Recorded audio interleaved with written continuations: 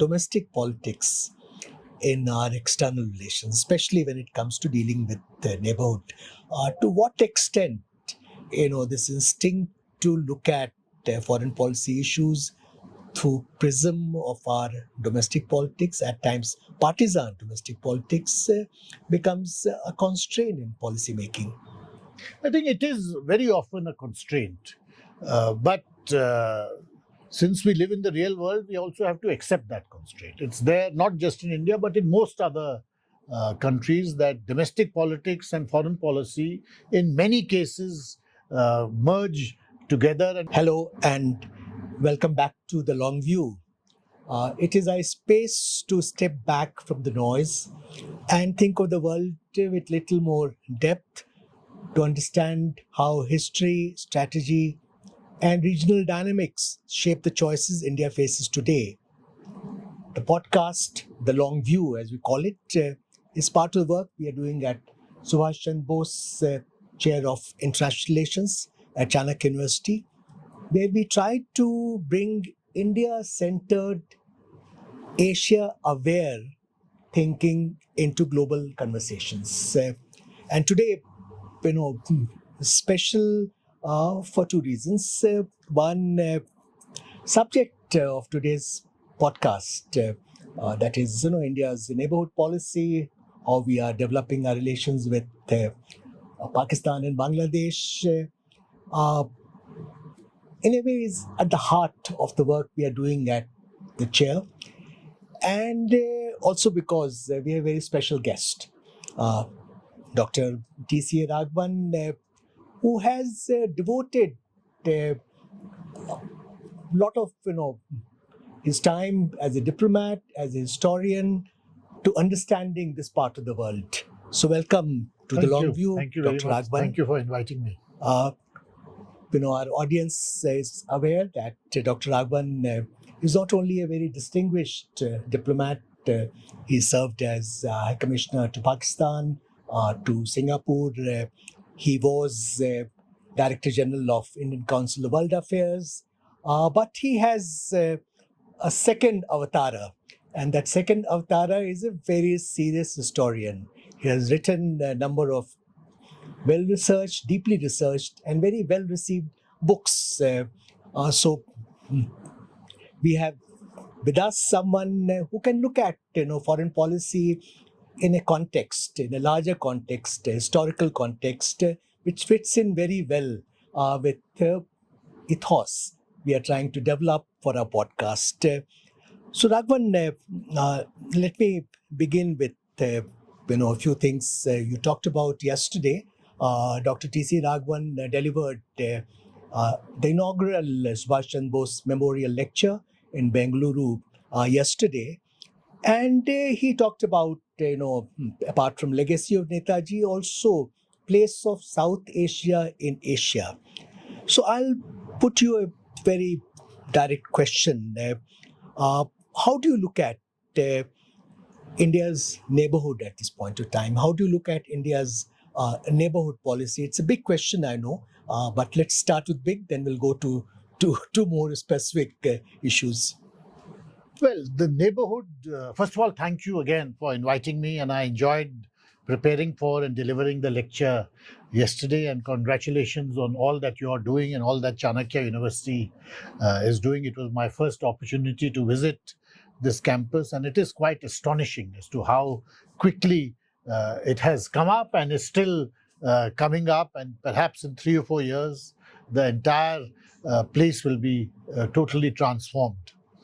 So it's a great opportunity to be here.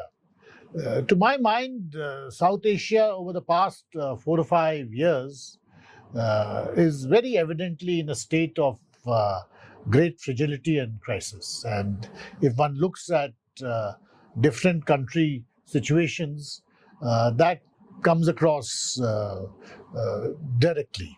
We've had a coup in Myanmar, which upset 10 years of a certain democratic process, and that coup has been followed by a civil war, and that has led to a certain reduction or shrinking of central authority in Myanmar, and that obviously has enormous implications for us.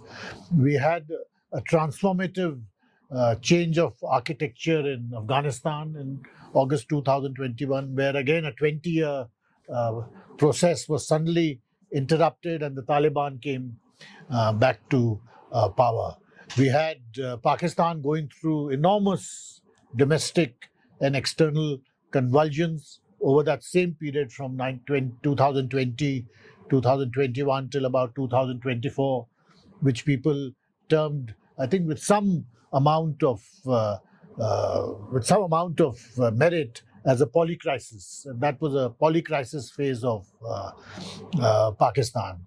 You had a insurrectory kind of situation in Sri Lanka, which again swept away one government, and a similar insurrectory type of situation in Bangladesh and then in Nepal. So one can see that while India has remained stable and on its chosen trajectory, each of our neighbors has gone through major and is going through major domestic trauma.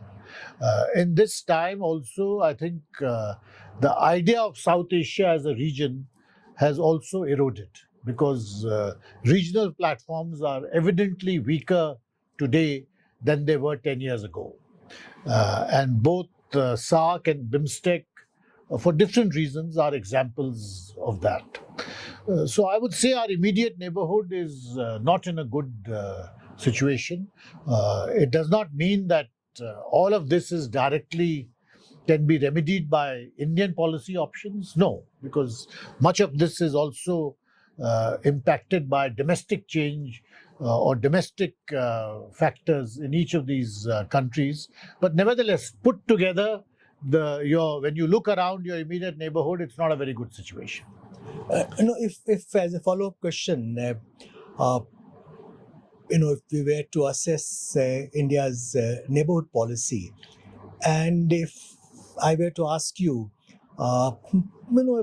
identify 3 key achievements of our neighborhood policy over last 5 years or so, or last decade, and 3 areas where you think we should have handled things differently, or we need to make a course correction looking ahead.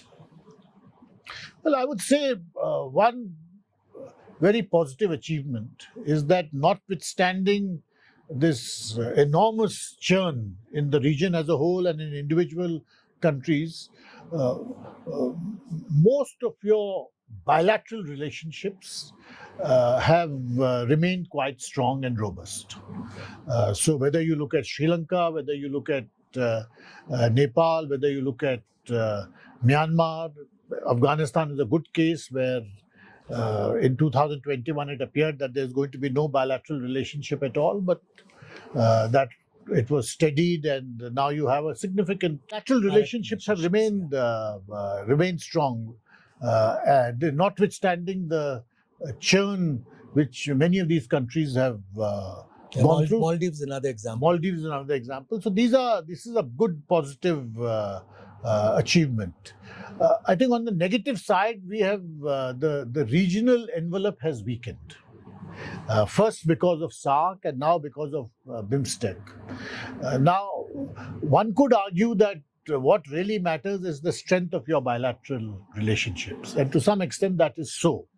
But to my mind, a regional envelope enables you to strengthen further your bilateral relationships, and a regional envelope or a regional cover helps in bringing temperatures down and adding to the sense of stability in the region as a whole. And that certainly has not happened. And to some extent, it has arisen because of a absence of a strong policy framework on India's side. And that clearly is the case with regard to SAARC. You're absolutely right. The last SAARC summit was way back in 2014. For last 10 years.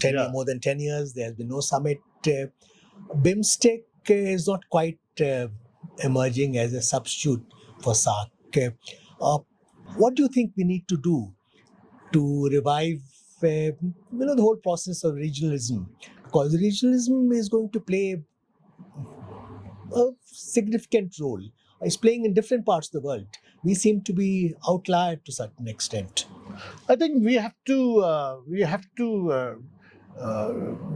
understand more than anything else that while strong bilateral relationships are essential, and most of what you will do with your neighbors will remain strictly bilateral, nevertheless, when you put it in a regional envelope, it acts as a further sweetener, and it enables you to reduce temperatures in the subcontinent, and as I said, add to stability. So I think some kind of regional thinking will be quite helpful. It's the other factor which we have to be conscious of is that if you don't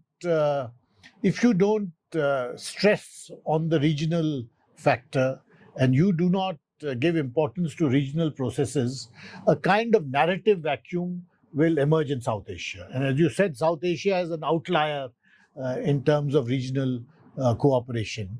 And in geopolitics, like everywhere else, vacuums are always filled up by other forces. So I don't think we should create a new situation where outside parties are, and especially this would be China, because of the strong relationships it has with all South Asian countries. I don't think we should we should be part of a process which ends up creating a situation where you have regional cooperation developing, but somehow you're not in the room. True. Let me now turn to a country Dr. Raghavan has dealt with extensively, both as a diplomat and as an author. I'm referring to Pakistan, which is a very difficult relationship and yet most consequential for India. Dr. Raghavan served as Deputy High Commissioner in Islamabad. He was High Commissioner in Islamabad later. He was Joint Secretary dealing with that part of the world. So he has extensive experience. My question to you, Raghavan, is, is this relationship condemned to be in that zone of negativity with no light at the end of the tunnel, or do you see possibilities? Well, I see possibilities, but I think to be absolutely realistic, we should be very clear that India-Pakistan will always be a neighbourhood relationship. And neighbourhood relationships are never stable, and they're never static. And it will always, therefore, be a relationship, and because of its own particular history, which is prone to difficulties, which will constantly run into problems and headwinds and roadblocks, and lead to frictions and even conflicts. So those characteristics of the relationship are not going to change. But at the same time, you can certainly think of a relationship which has greater elements of stability, because I think if one looks at it purely from the point of view of our national interest, some stabilization of the relationship with Pakistan is something which we should strive for, because you don't want to have a situation where you have conflicts and the chances of conflicts which are escalatory in nature just being left out there to be handled or in an improvised kind of fashion. I would like to bring a conversation back to something you discussed yesterday in your lecture, and a few minutes ago when we were interacting with our Chanakya fellows. That is, the role of domestic politics in our external relations, especially when it comes to dealing with the neighborhood. To what extent, this instinct to look at foreign policy issues through prism of our domestic politics, at times partisan domestic politics, becomes a constraint in policy making? I think it is very often a constraint, but since we live in the real world, we also have to accept that constraint. It's there not just in India, but in most other countries, that domestic politics and foreign policy in many cases merge together, and it's very difficult to separate the two. Although, where it comes to our vital neighborhood relationships, I think the principal responsibility of the Foreign Office has to be to try to separate the two and have a certain clinical approach to friction-ridden relationships, so that it doesn't go into a spiral where it is going to be even more difficult to then restore some kind of stability. So, with Pakistan, to a great extent, the domestic factor in the foreign policy approach is there, and it's even more difficult here to separate the two. And this is largely because Pakistan has a well-established role in fomenting terrorism in Jammu and Kashmir, and also in other states, and that tantamounts to a kind of interference in your domestic processes. So separating the domestic from the external is not so simple.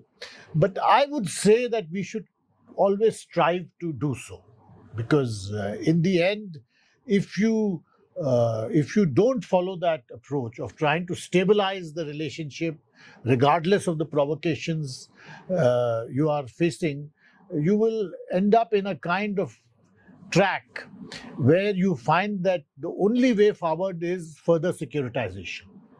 And excessive securitization is something which is neither in your national interest, and also does not mean that you are playing all your strengths.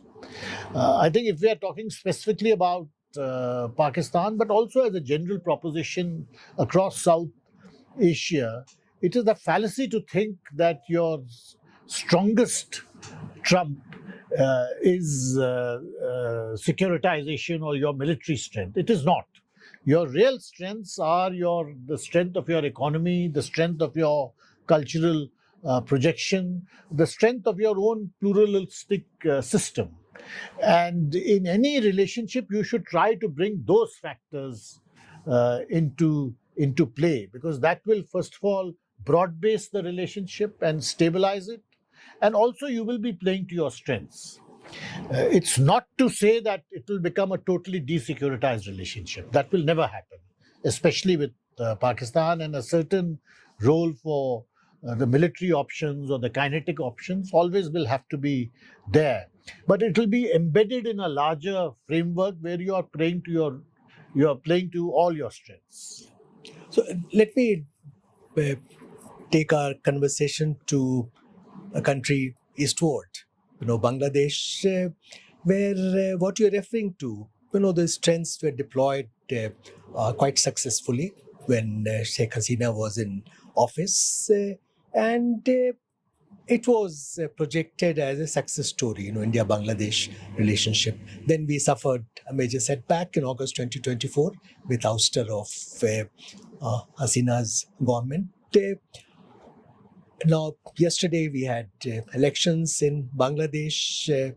Going by what's available in media at present, BNP seems to be well poised to form the next government, though Jamaat has done reasonably well, actually. Looking at historical trends, their performance has been much better in the past, partly because Awami League was kept out. How do you see this moment? Do you think there's possibility of taking relationship back to an even keel once again after a period of turbulence? How do you think the government should deal with the present situation, emerging situation? I think the fact that the election has taken place as had been assured by the transitional architecture is a good development.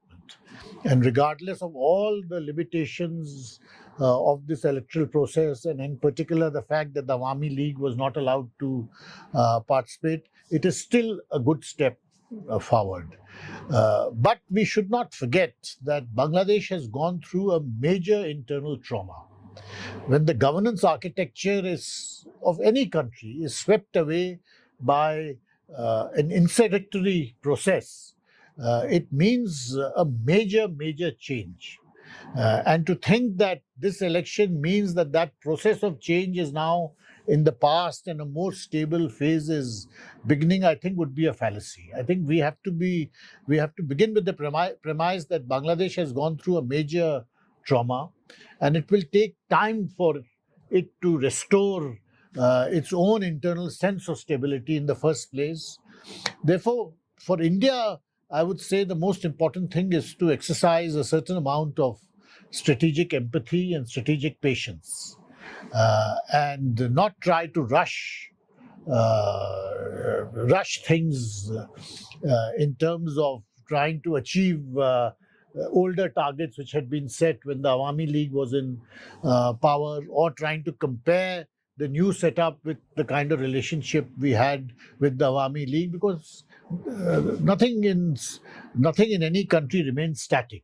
And I think we should understand the changes which have taken place and deal with them with as much patience as is possible.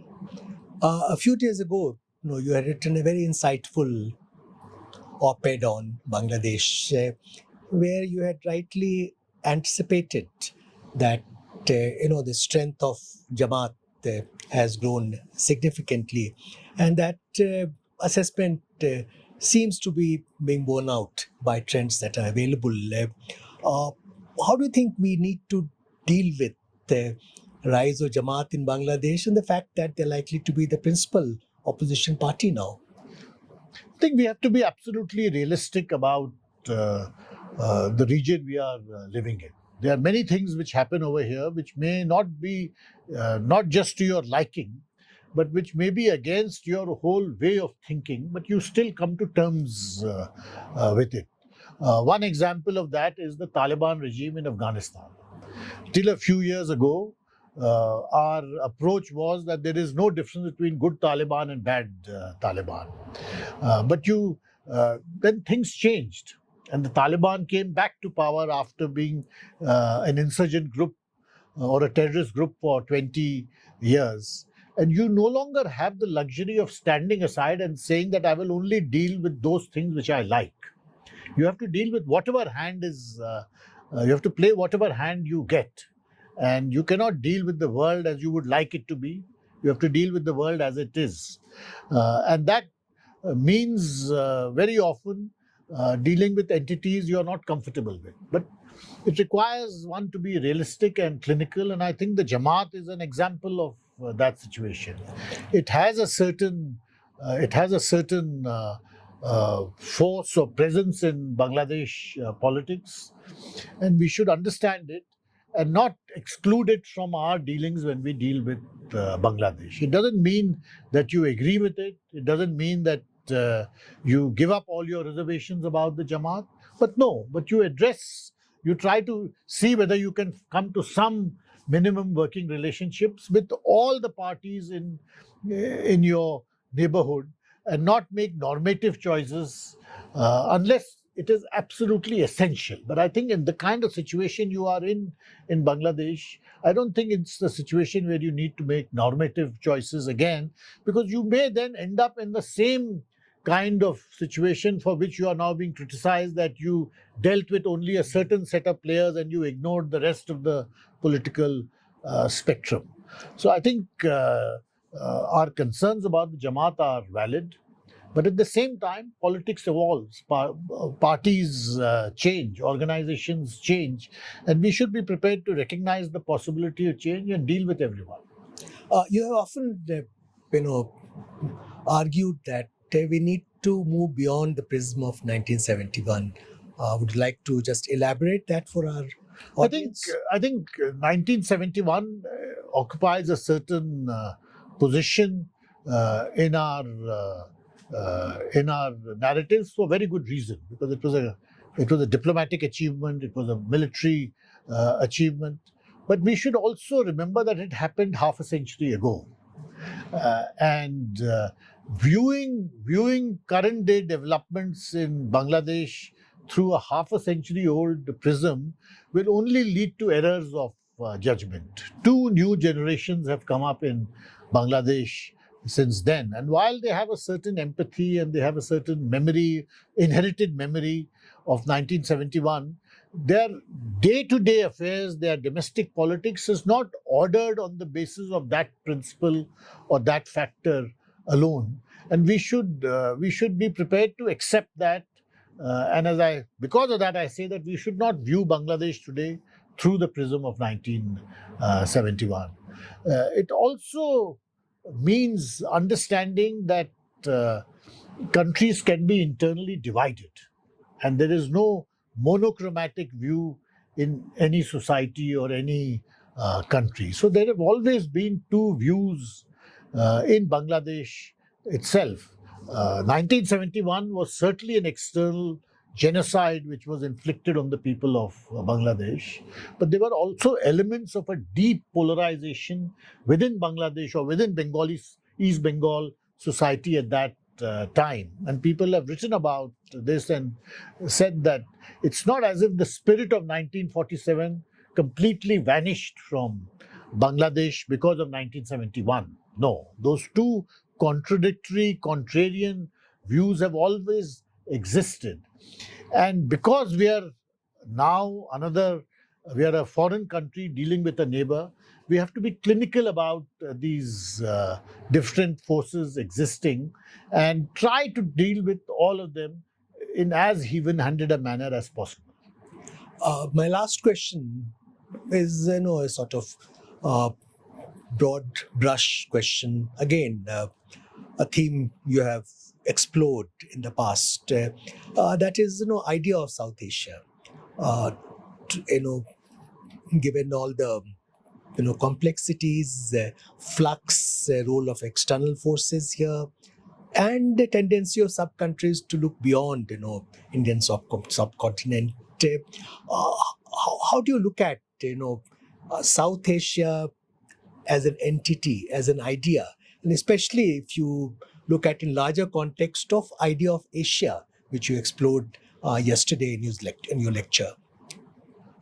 I think South Asia, or the older term which still has validity, which is the Indian subcontinent, has had a certain identity which has persisted, notwithstanding other larger identities also having come up. And I think in that context, the South Asian identity still has meaning, if for no other reason that it is a region which is defined by each of the countries in it having a major border with India. From that limited point of view, also there is a separate identity which exists, and because it exists, we have to address it. To my mind, one major problem which South Asia as a whole faces is that within Asia, it is now standing out as a bit of a laggard.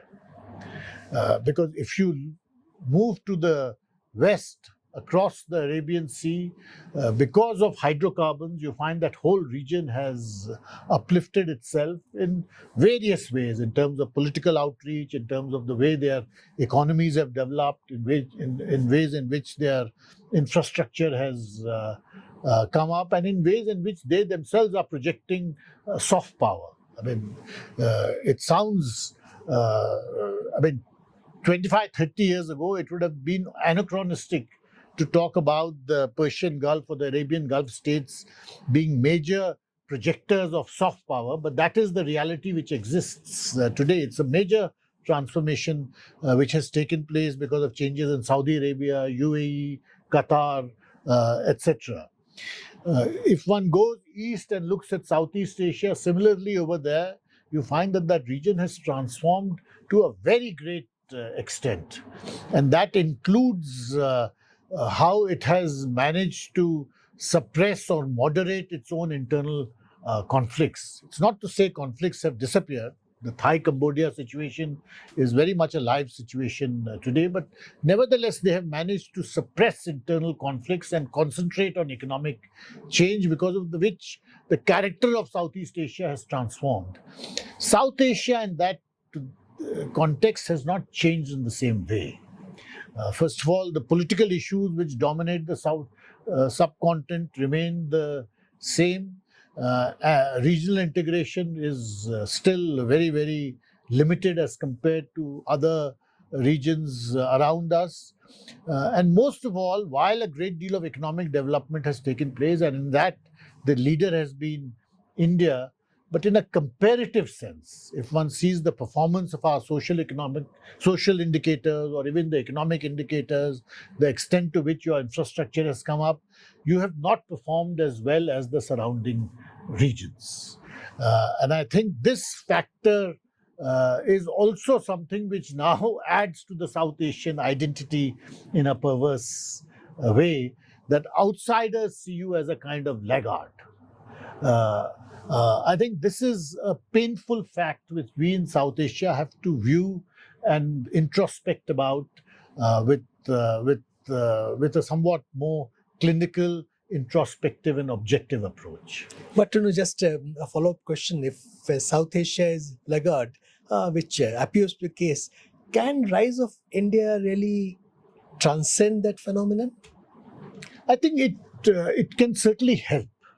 I think if we have stronger bilateral relationships, even with Pakistan, and in Pakistan we should not ignore the fact that there is a point of view, however weak and however much of a minority it may be, that Pakistan is the ultimate loser in the India-Pakistan contestory kind of relationship, the way it has developed over the last 10 years. And this is not in Pakistan's interest, because it is losing out on so much in terms of economic options and trade and commercial options. I think stronger bilateral relationships and a stronger focus on a cooperative regional approach can certainly help to a great extent. Well, thank you very much, Dr. Raghavan, for this rich and wide-ranging conversation. We have really benefited from ability to connect history with contemporary diplomacy and to read South Asia with a sense of both empathy and realism, because often the empathy is lacking. I believe this gives us exactly the kind of long view we hope to bring to this podcast. So thank you very much for joining us. Thank you for inviting me. Thank you very much.